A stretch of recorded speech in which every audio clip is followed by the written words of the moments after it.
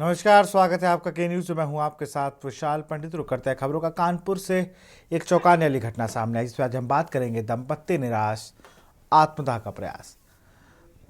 जहां एक तरफ बुजुर्ग दंपत्ति ने पुलिस की निष्क्रियता से आहत होकर पुलिस कमिश्नरेट ऑफिस के बाहर आत्महत्या का प्रयास किया। यह घटना उत्तरीपुरा के मनाई निवदा थाना के बिल्हौर की है। घटना के कारण बुजुर्ग दंपत्ति का आरोप है कि उनकी बेटी आकांक्षा दुबे, जो खेरेश्वर मंदिर में दीपदान करने गई थी, उसका अपहरण कर लिया गया। उन्होंने इसका मामले में पुलिस और प्रशासन से कई बार शिकायत की, लेकिन कोई ठोस कार्रवाई नहीं हुई। दंपत्ति का संघर्ष। पीड़ित दंपत्ति मुख्यमंत्री से 4 बार और पुलिस कमिश्नर से कई बार न्याय की गुहार लगाई, लेकिन शिकायतों पर ध्यान नहीं दिया गया। आहत होकर उन्होंने पुलिस कमिश्नरेट ऑफिस के बाहर पेट्रोल डालकर आत्महत्या का प्रयास किया। घटना की रोकथाम आपसी मौजूद अधिवक्ता ने तत्परता दिखाते हुए दंपत्ति को आत्महत्या करने से रोक लिया। यह घटना प्रशासनिक लापरवाही और न्याय की मांग को लेकर लोगों की पीड़ा को उजागर करती है। पुलिस और प्रशासन ने इस मामले में सख्त कार्रवाई और पीड़ितों को न्याय दिलाने की उम्मीद की है।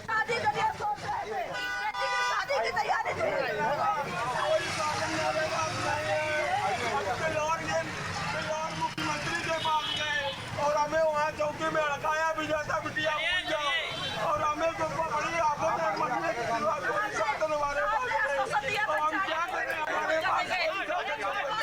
हमारे पास कोई साधन नहीं। अरे यार हमारी बेटी मार दी गई।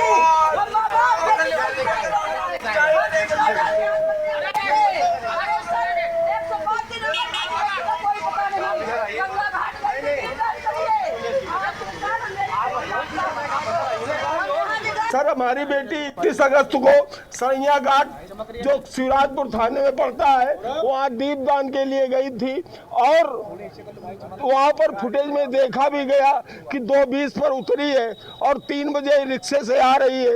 रिक्शे में दवा की टंकी रखी स्प्रे वाली और रिक्शा चालक चला रहा है। वो रिक्शा वाले पकड़े गए, लेकिन उन्हें दबंगों के द्वारा छुड़वा दिया गया। फिर सर 25 तारीख को उसी रिक्शे वालों से पूछताछ हो रही थी, तो एक जितेंद्र गौतम आया, सदिका बहू का। उसने कहा तुम्हारी बेटी को ठाकुर लोगों ने उठवाया है, तुम बेटी भूल जाओ, वो इतने बड़े आदमी हैं, तुम कुछ कर नहीं पाओगे। अब सर हमें पुलिस भी अड़काती है और हमारी बेटी को हमें बरामद नहीं करवा रही। हम 31 अगस्त से सर लापता हुई है। 31 अगस्त को उसका अपहरण कर लिया गया है। हम मुख्यमंत्री के यहाँ 2-3 बार गए, लेकिन हमारी कोई सुनवाई नहीं। कचहरी में कुछ नहीं। अभी हम आ रहे थे कचहरी, तो बाहर कमिश्नरेट ऑफिस के सामने, शताब्दी गेट के हमारे सामने, एक महिला एक पुरुष अपने ऊपर बोतलों से शायद पेट्रोल था वो डाल रहे थे, बड़ा शोर मचा रहे थे। तो हमने उनको छुड़ाया। अरे हमने ये क्या करा, तब तो वो अपना चिल्लाए थे मेरी बिटिया खो गई, उसको कोई नहीं देख रहा है। तो खैर उस समय फिर पुलिस आ गई। हम लोगों ने तुरंत उनके यहाँ से बोतलें जिसमें पेट्रोल महक रहा था और माचिस भी थी, तो हमने इंस्पेक्टर से कहा भी तुरंत माचिस लो। माचिस ली। फिर उनको हमने कहा कि जाके आप इनका जो भी कार्य है उसमें उनकी मदद करें और मानवता अपनाते हुए यदि उनकी समस्या उसका निस्तारण करें। उनका ये आरोप है कि लड़की 31 अगस्त से लापता हो गई है, पुलिस सुराग से संबंधित कोई कार्रवाई नहीं करेगी। देखिए, अब ये तो वो बताएंगे, जो फैक्ट हमें नहीं पता। हम तो कचहरी आ रहे थे, वहाँ पे अचानक जब आग लगाते देखा तो मैंने उसको बचाया और वो लोग सुरक्षित हैं। सूचना की अनसुनी, भीषण आगजनी। उत्तरकाशी के नगर पालिका बड़कोट में लक्ष्मी नारायण मंदिर के पास देर रात एक भीषण आगजनी की घटना सामने आई। आग में 7 मकान और 5 दुकानों का सामान जलकर राख हो गया। हालांकि इस हादसे में कोई जनहानि नहीं हुई। घटना रात करीब 2 बजे की बताई जा रही है, जब एक के बाद एक 4 गैस सिलेंडर फटने से इलाके में दहशत का माहौल बन गया। स्थानीय लोगों ने फायर सर्विस के देर से पहुंचने पर खुद घरों से पानी लाकर आग बुझाने की कोशिश की। फायर सर्विसेज को आग की सूचना देने के 1.5 घंटे बाद नौगांव और कुरेला से वाहन आने पर आग पर काबू पाया गया। बड़कोट फायर सर्विसेज के वाहन ठंड की वजह से खराब हो गया था, जिससे स्थानीय लोगों ने भारी आक्रोश देखा।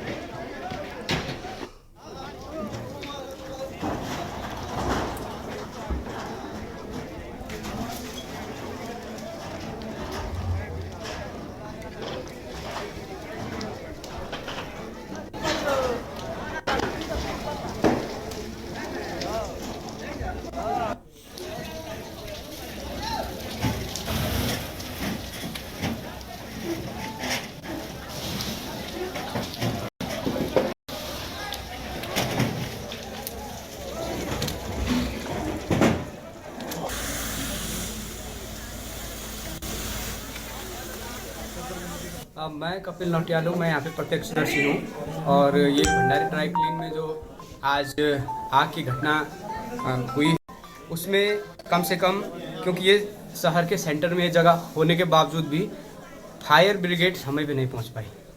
करीब मैंने 3 बजे 108 पे कॉल किया, उनसे संपर्क किया, उन लोगों ने जानकारी ली, ज़रूरी जानकारी उनको मुहैया कराई गई, फिर भी 1 घंटा देरी हुई, जिस वजह से यहाँ पे बहुत भारी नुकसान हो गया। जैसे ही मुझे सूचना मिली कि बड़कोट जो है पुराने बाजार में आग है, हमारी टीम ने त्वरित जो है कार्रवाई करके 7,000 नीचे गाड़ी के पास हमारे जो वाटर टेंडर है उसके पास हम लोग आए।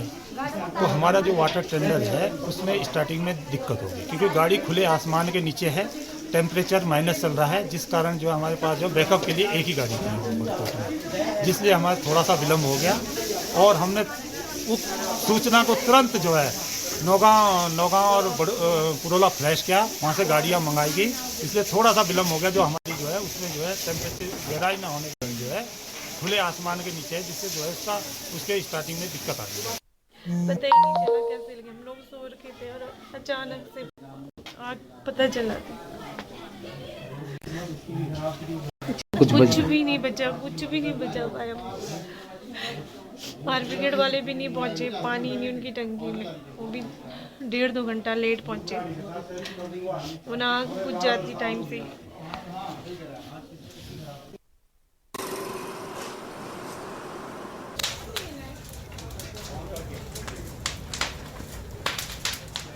बाबा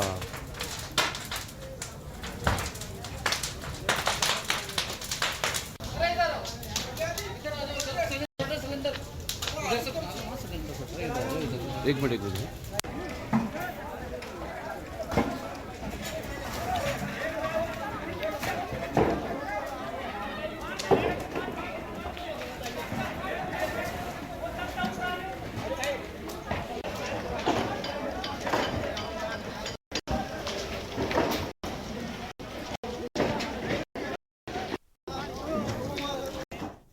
बात करेंगे स्कूलों को बम से उड़ाने की।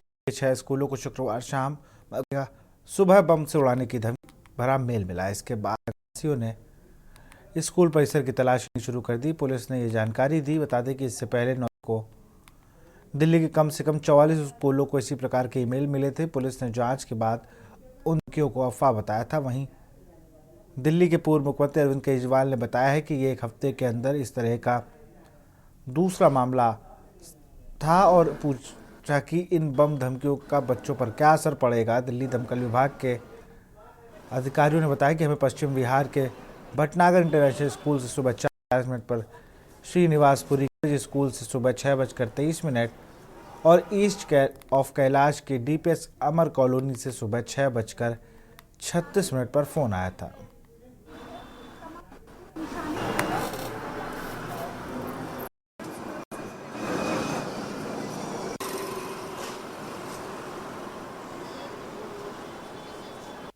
देखिए, एक रूटीन मेल जैसे हम चेक करते हैं अपना सुबह उठते ही 5:50 पे मैंने पुलिस को इन्फॉर्म किया था इस मेल के बारे में, और पुलिस ने भी बड़ा प्रोएक्टिवली उस पर काम किया।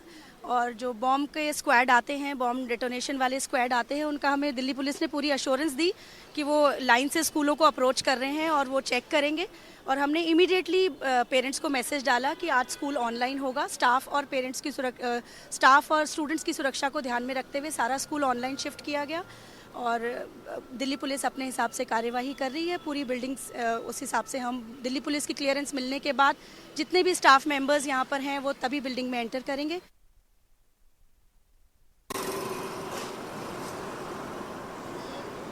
विशेष संवाददाता अखिलेश सिंह हमारे साथ जुड़ चुके हैं। अखिलेश, अगर बात की जाए तो 1 हफ्ते के अंदर दूसरी बार ऐसा मामला, एक बार 44 स्कूल, इस बार 6 स्कूल, पुलिस का क्या कुछ कहना है इस पे?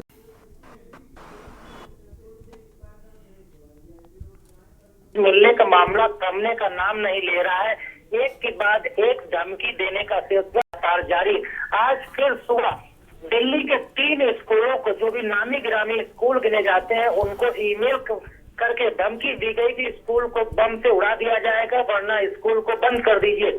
और अगर बताया जाए तो इसमें एक east of Kailash Delhi public school है, दूसरा सरोवर करके स्कूल है और तीसरा मॉडर्न पब्लिक स्कूल है। 3 स्कूल्स के ऑफिशियल ईमेल पर एक मेल किया गया था और जिस पर बम से उड़ाने की धमकी दी गई। उसके बाद स्कूल प्रशासन ने तत्काल दिल्ली पुलिस को सूचना दी और दिल्ली पुलिस ने कार्रवाई करते हुए मौके पर पहुंचकर डॉग यूनिट के साथ वहां पर छानबीन की, चप्पे चप्पे की तलाशी ली और तलाशी करने के बाद दिल्ली पुलिस को वहां पर बम जैसे उड़ाने की धमकी मिले। ईमेल के मुताबिक कोई भी संदिग्ध सामान बरामद नहीं हुआ। इसके बाद दिल्ली पुलिस के द्वारा लगातार छानबीन की जा रही है। वहीं जिस ईमेल के द्वारा स्कूलों को धमकी दी गई थी कि बम से उड़ा दिया जाएगा, उस ईमेल को लेकर दिल्ली पुलिस की साइबर ब्रांच जांच कर रही है और ईमेल कहां से किया गया है, किस सर्वर से किया गया है और किस नेटवर्क से ईमेल किया गया है, उसको साइबर क्राइम टीम तलाश कर रही है और उसी के सहारे ईमेल कर्ता को गिरफ्तार करने की पुलिस पूरी कोशिश कर रही है। और जहां तक सवाल उठता है कि आखिर इस तरह की घटनाओं कैसे रोका जा सकता है, तो कहा जा सकता है कि दिल्ली पुलिस प्रशासन की तरफ से कहा जा रहा है कि जो लगातार ईमेल स्कूलों को बम से उड़ाने के मिल रहे हैं, इनको हल्के में नहीं ले रहा है पुलिस प्रशासन। इसको लेकर पुलिस प्रशासन लगातार सतर्क है। इसमें जांच अभियान चल रहा है और कौन से नेटवर्क है और कौन से लोग हैं जो इस तरह के कदम उठाते हैं और ईमेल करते हैं। कई तो ये फेक भी निकलते हैं और कई बार ऐसे भी मेल होते हैं जो आगे पुलिस अपने जांच में शामिल करती है। उनके सहारे आगे अपनी जांच बढ़ा रही है और इस मामले में कोई न कोई अंतिम परिणाम जरूर पुलिस निकालेगी। आखिर ये कौन से सरगना हैं, कौन से ऐसे लोग हैं जिनके द्वारा इस तरह का फेक या फिर साजिशन ईमेल किए जाते हैं। मनोज, अगली से अगर बात की जाए ना, सुरक्षा को लेकर लगातार अब आम आदमी पार्टी भी केंद्र सरकार पर हमलावर है कि केंद्र शासित प्रदेश है, इस पर जवाब दें। अमित शाह गृह मंत्री से जवाब मांग रहे हैं। देखिए, विपक्ष ने जो सवाल उठाया है, खासकर अगर बात की जाए तो आम आदमी पार्टी या फिर दिल्ली की आपसी सरकार ने केंद्रीय गृह मंत्री से सवाल उठाया है कि जिस तरह के दिल्ली एक के बाद लूट, मर्डर, जिस तरह की घटनाएं सामने आ रही हैं और उसी बीच ईमेल करके लगातार स्कूलों को धमकी दी जा रही है बम से उड़ाने की, इस तरह की गतिविधियों को लेकर केंद्र सरकार कानून व्यवस्था को कायम करने में फेल हो गई है।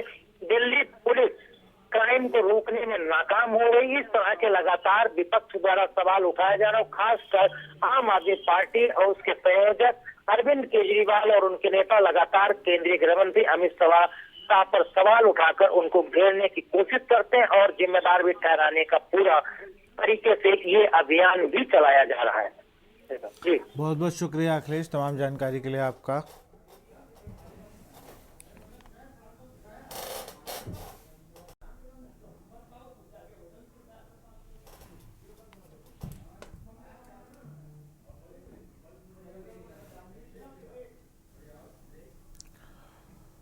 बात करेंगे शहीदों की श्रद्धांजलि की, लेकिन एक छोटे से ब्रेक के बाद।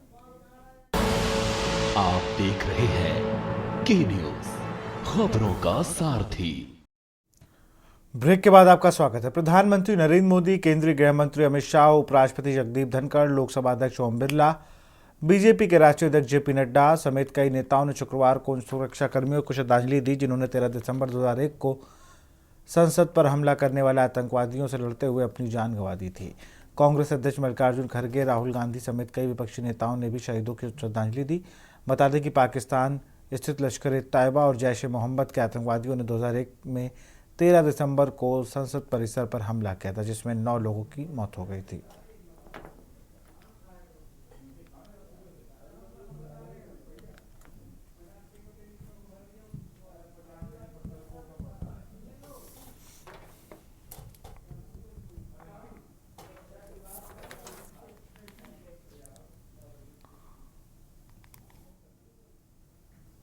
अब बात करेंगे सुरक्षा की बात, पैराशूट खास।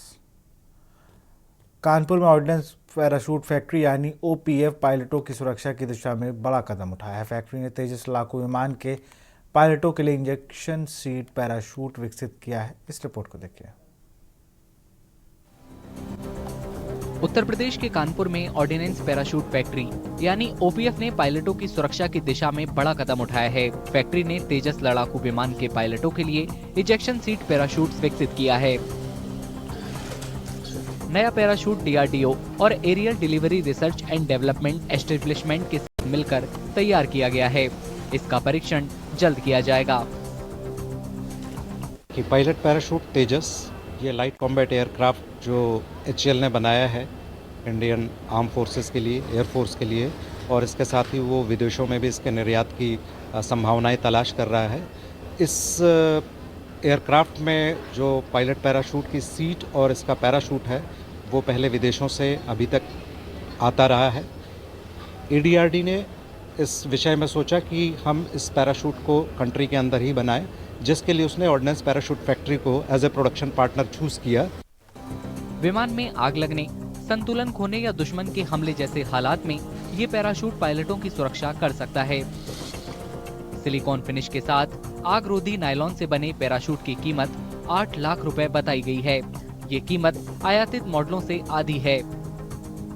नायलॉन का मटेरियल है वो स्पेशल कोटेड मटेरियल है, सिलिकॉन फिनिश है, इसलिए इसमें स्टैटिक चार्ज डेवलपमेंट नहीं होगा। हमारे अब लाइट कॉम्बैट एयरक्राफ्ट सर्विसेज के अंदर तेज़ी से इंडक्ट हो रहे हैं और इंपोर्ट करने की आवश्यकता लगातार बढ़ती जाती अगर इस पैराशूट को देश के अंदर विकसित ना किया जाए। तो आज अगर ये विकसित किया जाता है तो निश्चित तौर पे कम से कम एक पैराशूट की कीमत जो देश के अंदर है और जो विदेश के अंदर है उसमें कम से कम जो है 2 गुने या 2.5 गुने का फ़र्क होता है। तो हम अगर मान लेते हैं कि ये पैराशूट हमारे देश के अंदर 7 से 8 लाख रुपए में अगर निर्माण होते हैं और इनकी विदेशी कीमत कम से कम 15 से 20 लाख रुपए होती, तो प्रति पैराशूट आप समझिए कि कम से कम 7-8 लाख रुपए का एक डिफरेंस होगा। ये टेंटेटिव असेसमेंट है।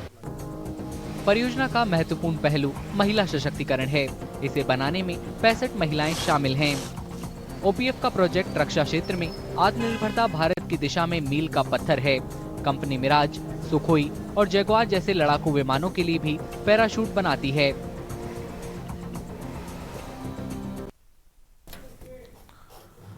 तो फिलहाल इस बुलेटिन में इतना ही। देखते रहिए के न्यूज़ इंडिया। नमस्कार।